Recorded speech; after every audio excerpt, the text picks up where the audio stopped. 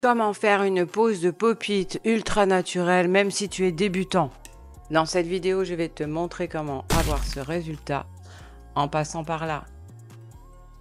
Je commence d'abord par désinfecter les ongles de ma cliente et faire une étude de sa plaque d'ongles. Il y a énormément de peau, donc on va commencer par s'attaquer à la manucure. Je préfère décoller, en ce moment j'ai cette nouvelle tendance, je préfère décoller tout la poche avec le petit embout en bois, les bâtons de buis que vous trouvez facilement sur AliExpress. Et je vais vous montrer systématiquement, toujours sur la même main. Comme ça ne fait pas une vidéo trop longue et ça vous permet de mieux intégrer exactement chaque mouvement. Donc on soulève bien toute la poche, on la décolle de l'ongle, c'est très important. Ensuite, j'ai voulu tester un nouvel embout, c'est un embout en pierre. Donc ça, vous pouvez également les trouver, je pense, sur AliExpress. Moi, c'est un que j'avais eu chez Onyx Pro.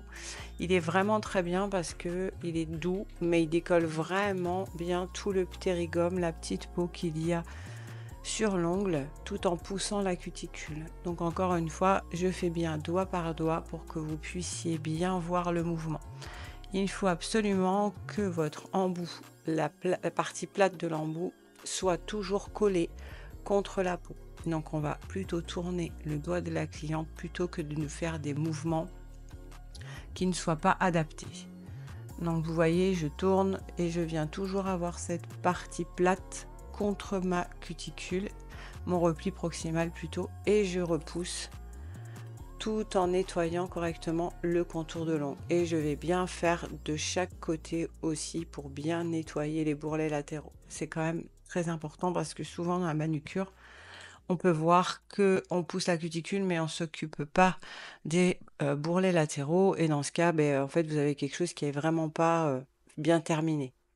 Alors toute cette poussière que vous voyez, ça reste quand même de la peau morte, oui, mais ce n'est pas l'ongle qu'on creuse. Là, j'ai mis ma ponceuse environ à 15 000 tours minute en forward et bien sûr, je n'appuie absolument pas sur l'embout. Donc surtout si vous faites cette technique, n'hésitez pas à me dire dans les commentaires si vous avez testé l'embout pierre, il est vraiment bien. Ensuite, j'ai voulu aussi tester un nouvel embout, donc j'ai pris l'embout flamme. Et c'était un embout flamme tornade. Donc là, j'ai pris un embout rouge parce que malgré qu'elle a les peaux qui ont l'air assez conséquentes, la peau, elle est vraiment très fine. Donc là, je me mets en forward et je vais d'abord faire de la sinus droite vers la sinus gauche en passant ma pointe sous la cuticule et je vais me mettre bien à plat dans le bourrelet latéral, vous voyez, pour écarter la peau. Donc là, la ponceuse, ouais, elle doit tourner environ à 12-13 000 tours. Faut pas mettre trop doucement parce que sinon c'est relativement agressif et encore une fois, je vais vous montrer droit par droit. Donc je pars seulement vraiment, vous voyez, de la sinus droite. Donc la sinus, c'est vraiment l'arrondi dans lequel je pars et je vais jusqu'à la sinus gauche et après je travaille avec le ventre de l'embout pour pouvoir bien écarter le bourrelet latéral et vous voyez, ça vient bien nettoyer au niveau des sillons. Je fais ce mouvement à peu près 2 ou 3 fois, pas plus, parce qu'il faut savoir quand même que ce sont des embouts qui sont très abrasifs. Donc on ne veut pas venir blesser la cliente parce que ça arrive vraiment très souvent ou que l'embout est vraiment trop pointu. Donc évitez de travailler avec des embouts qui soient vraiment trop fins au niveau diamètre. Moi en général, je prends du diamètre soit 1,8, soit 2. Ça va dépendre. Avec mes élèves en formation, je préfère commencer avec le 2. Alors effectivement, c'est beaucoup moins pointu, donc ça va moins sous le ptérygone, tout ça, et la poche. Mais disons que pour commencer à s'entraîner, c'est mieux de ne pas blesser. Donc bien sûr, vos embouts sont parfaitement désinfectés, stérilisés. Les miens sont à usage unique par cliente. Je les nettoie à l'eau. Ensuite, je les passe dans mon ultrason et je les passe au stérilisateur en sachet et je les sors juste pour chaque cliente. Donc je suis toujours dans mon sens forward. Vous voyez que je n'appuie absolument pas sur l'embout. Je prends toujours, avec mon pouce, si vous pouvez le voir sur la vidéo, je relève toujours bien le repli proximal pour bien voir en dessous parce que des fois en surface, on a l'impression que c'est bien net. Vous voyez, je tire avec mon pouce. Là, elle avait quand même les peaux un tout petit peu plus abîmées sur le pouce. Bon, faut savoir que ma modèle, c'est quelqu'un qui se sert beaucoup de ses mains. Elle est dans le service et dans le cheval. Alors du coup, des fois, elle se fait des bobos, mais là, ça va. Elle n'était pas trop abîmée. Elle a une jolie plaque d'ongles, ce qui m'a permis quand même de faire une vidéo plutôt sympathique. Donc là, quand je vais avoir terminé tout dans le sens forward de la sinus droite à la sinus gauche, je mets ma ponceuse dans l'autre sens. Je la mets en reverse. Donc toujours bien éteindre votre ponceuse avant de changer de sens parce que sinon ça les abîme énormément. Et ensuite avec la pointe, regardez, je viens soulever ce qu'on appelle le jupon pour vraiment bien décoller la cuticule. Donc quand on voit ses ongles au premier abord, on ne pensait pas qu'elle avait autant de peau, mais si, il y en a.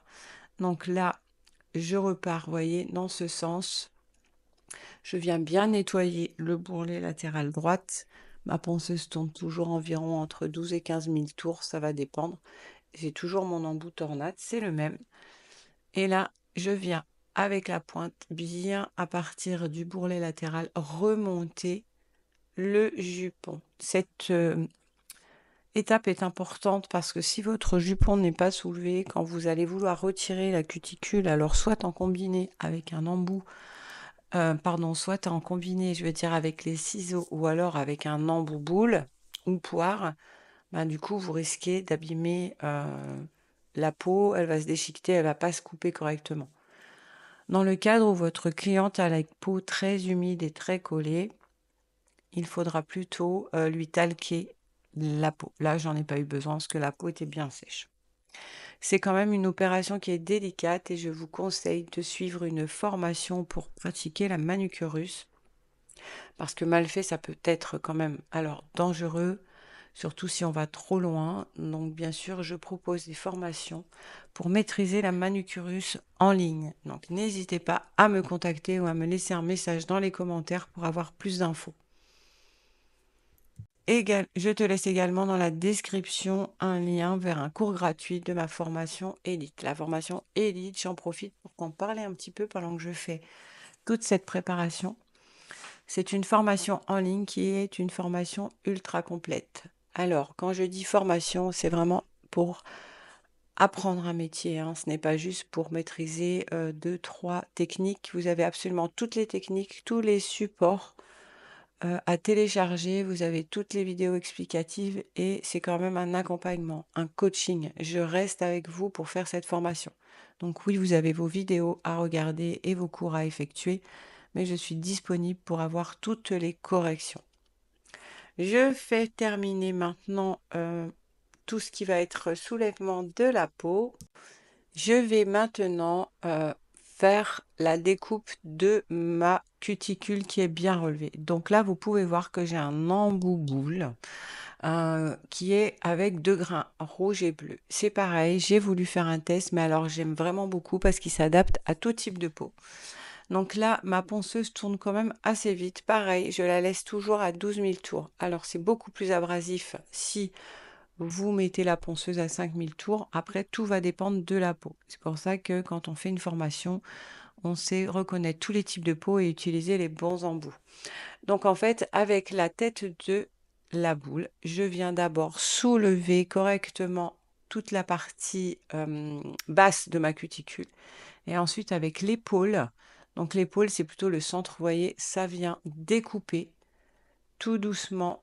Bien sûr, je n'appuie pas. Il faut avoir la bonne pression. Il ne faut pas non plus caresser, sinon ça ne fonctionne pas.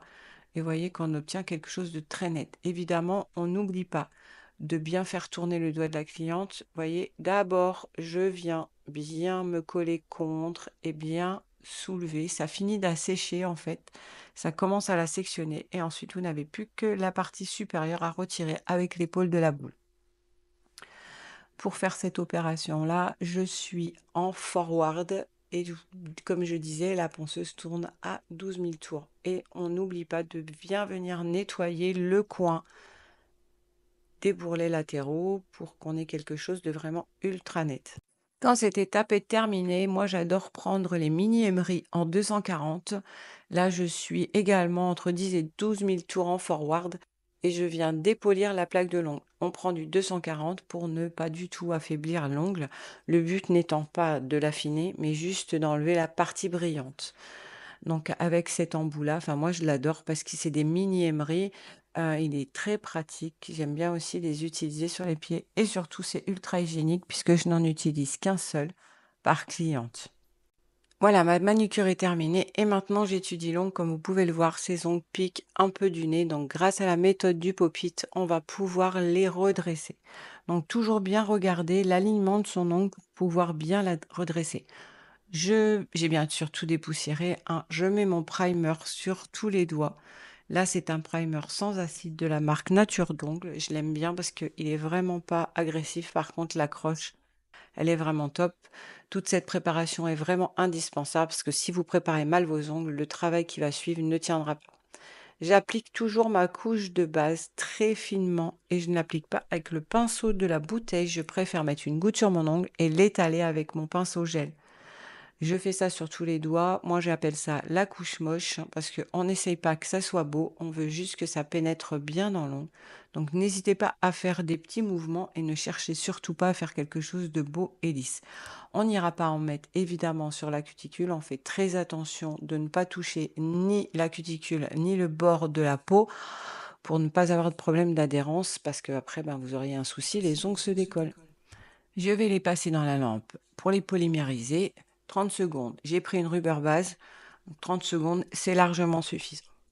Je vais prendre mes pop-it Perfect Shape. Donc bien choisir toujours la taille. Un pop-it doit être plus grand que l'ongle, à la différence d'une capsule. Je vais prendre mon gel builder. Là, c'est un cover. C'est avec celui-là que je vais travailler pour avoir l'effet ultra naturel. J'ai déterminé la longueur que je souhaitais et là, on part sur une forme carrée. Un carré plutôt avec un apex plat. La différence, elle est quoi? C'est qu'il n'y a pas de bombée sur une partie seulement de l'ongle, mais l'apex est aligné. En partant de l'apex jusqu'à la pointe de l'ongle, votre ongle doit être parfaitement droit. Je répartis d'abord une très fine couche dans mon pop-it, puis je vais en mettre beaucoup plus sur le bord libre, mais très peu au niveau de la cuticule. Je vais pouvoir l'appliquer sur l'ongle de ma cliente. Donc je viens le présenter toujours à 45 degrés. Je ne pose pas un pop-it directement à plat sur l'ongle, sinon vous allez avoir un souci au niveau des points de rupture. Je l'incline et regardez, je pousse jusqu'à la cuticule. Ensuite, je la baisse et je le polymérise quelques secondes sous la petite lampe. Comme il n'est pas catalysé en dessous, avec mon petit pinceau liner, je vais pouvoir venir enlever le bourrelet qui s'est créé. Comme là, vous pouvez voir, elle s'est fait un bobo à son doigt. Mais ça, c'est pas grave, il n'y a que celui-ci qui était un peu abîmé. Je viens bien faire attention que j'en ai bien sur mes points de rupture et sur mes arches inférieures. Ensuite, je vais pouvoir le catalyser dans la grande lampe pendant 1 minute. Je vais pouvoir faire les deux mains, évidemment. Ce que vous faites, c'est un doigt d'une main. Ensuite, pendant qu'il catalyse, vous faites l'autre. Quand l'ongle est très bombé, je fais cette technique de la boule.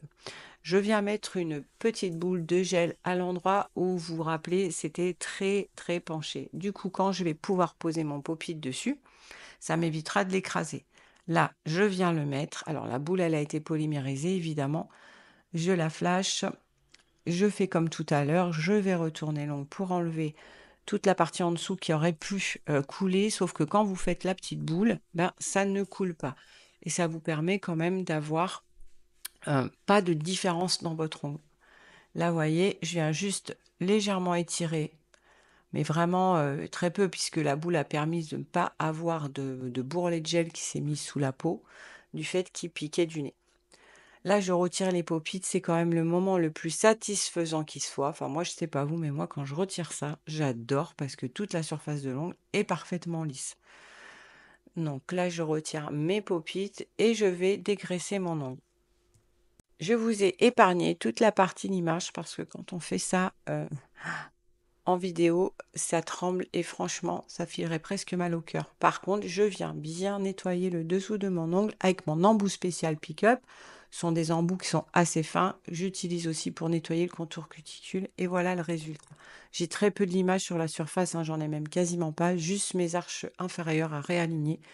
Et je n'ai encore pas touché au bout de mon ongle parce qu'à la fin de cette vidéo, je vais pouvoir vous montrer comment on fait. J'ai appliqué un top coat pailleté. Là, c'est le Bling Bling Top de chez Nature d'Ongles. Je l'aime beaucoup parce qu'il est un petit peu épais et il permet de bien lisser la surface. Vous l'appliquez bien partout. Et si je peux vous donner encore un conseil, les gels de finition pailletés, n'hésitez pas à les laisser catalyser plus d'1 minute. Tout comme les gels mat, plus vous allez les catalyser, plus ils seront mat. Ma petite technique préférée que je fais toujours en fin de prestation, surtout sur un carré. Afin d'avoir un carré parfait, j'utilise un pododisque en 180 que je fais tourner à 30 000 tours en forward et utilisez bien le haut du pododisque, sinon vous allez avoir un effet de vibration. Ça vous permet de faire un carré quand même parfait. Tout l'alignement de l'ongle se fait nickel. Comme ça, on s'en occupe qu'à la fin. Je reprends un embout un peu plat au bout. Vous pouvez prendre un emery. Et là, je viens bien renettoyer mon C-curve pour avoir quelque chose de parfaitement fin, surtout au bout de l'ongle. Les grosses épaisseurs, c'est vraiment pas joli. Grâce à cette technique, vous allez pouvoir avoir des C-curves parfaits. Donc, comme tu peux voir, c'est pas très compliqué, surtout au pop-it. Si tu appliques pas à pas ce que j'ai pu mettre sur cette vidéo, tu vas pouvoir faire des poses ultra naturelles à tes clientes. Voilà le résultat. J'espère que ça te plaît. N'hésite pas à t'abonner, ça fait toujours plaisir. Un petit like, un commentaire si tu as des questions. Et n'oublie pas que dans la description, je t'ai mis un lien pour un cours gratuit de ma formation élite parce que cette technique de pop-it, on l'apprend également dans ma formation.